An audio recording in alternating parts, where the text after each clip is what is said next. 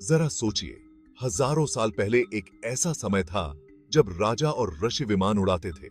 वो भी हमारे जैसे हवाई जहाज नहीं, बल्कि ऐसे शक्तिशाली विमान जिनकी तकनीक का हम आज भी अंदाजा नहीं लगा सकते। हाँ, आपने सही सुना, विमान।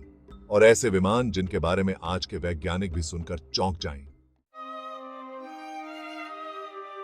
अगर मैं आपसे कहूं कि ये कोई काल्पनिक कहानी नहीं, बल्कि हमारे ही सनातन इतिहास का हिस्सा हो सकता है। रामायण और महाभारत के समय की कहानियां, जिनके बीच बड़े बड़े राजा छिपे हुए हैं। हमारे प्राचीन ग्रंथों में ऐसी अद्भुत बातें लिखी हैं जो हमें बताते हैं कि प्राचीन भारत के पास ऐसी तकनीक थी जो दुनिया के किसी भी दौर से कहीं अधिक उन्नत थी। हमारे ग्रंथों में विमान या उड़ने वाले रथों का उल्लेख आता है, जैसे कि वैमानिक शास्त्र, जिसमें इन यंत्रों का विवरण इतनी सटीकता से किया गया है कि मन में सवाल उठता है,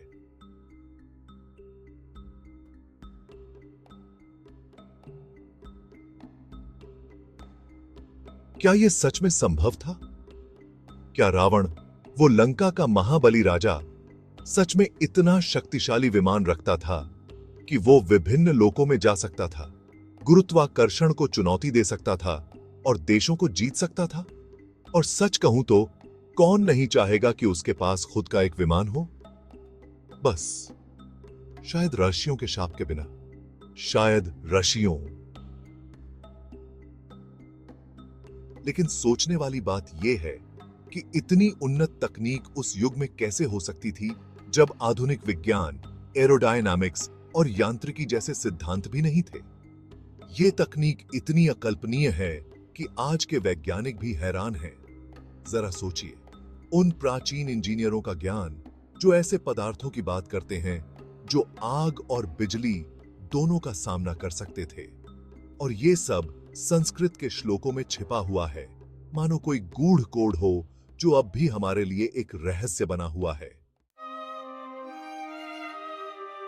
पर ये केवल एक ही ग्रंथ में नहीं, बल्कि कई शास्त्रों में बिखरे हुए हैं। ऐसा लगता है जैसे पूरा ब्रह्मांड हमें इन रहस्यों की ओर इशारा कर रहा हो। अब आप सोच रहे होंगे, क्या ये उड़ने वाले यंत्र और विमान महज प्रतीकात्मक थे, या फिर हमारे पूर्वजों ने सच में ऐसे विमान देखे थे?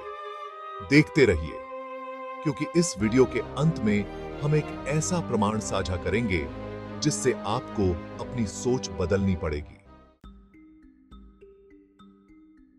और एक सवाल सोचिए, ऋषि मुनि जो ध्यान और शांति में जीवन बिता रहे थे, उन्हें इन उन्नत विमानों में इतनी रुचि क्यों थी? माना जाता है कि ये युद्ध के हथियार नहीं, बल्कि ब्रह्मांड की रहस्यमयी यात्रा के साधन थे। जी हां, अंतरिक्षीय अन्वेषण। वो मानते थे कि ज्ञान, जीवन और सत्य को सिर्फ पृथ्वी पर नहीं, बल्कि अलग अलग लोकों में खोजा जा सकता है। पर जितना हम गहराई में जाते हैं, ये बातें उतनी ही रहस्यमयी होती जाती हैं।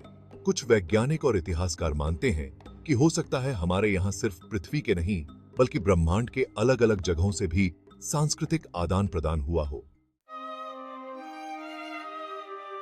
लेकिन जरा रुकिए, क्या ये सब प्राचीन कवियों की कल्पना मात्र हो सकती है, या फिर यह सच में एक ऐसा स्वर्णिम युग था जिसे हम भूल चुके हैं? सोचिए, क्यों हमें आज भी मंदिरों में ऐसी मूर्तियां, खंडहर और कला के अंश मिलते हैं जो हमारी आधुनिक समझ से परे हैं? क्यों आज के वैज्ञानिक खोजें बार बार हमें उन प्राचीन तकनीकों की ओर इशारा करती हैं जिन्हें हम मिथक मान लेते हैं? सच कहें तो ये इतिहास से कहीं ज्यादा है। और अगर ये तकनीक आज भी कहीं छिपी हुई है, बस इंतजार कर रही है कि कोई उसे फिर से खोजे।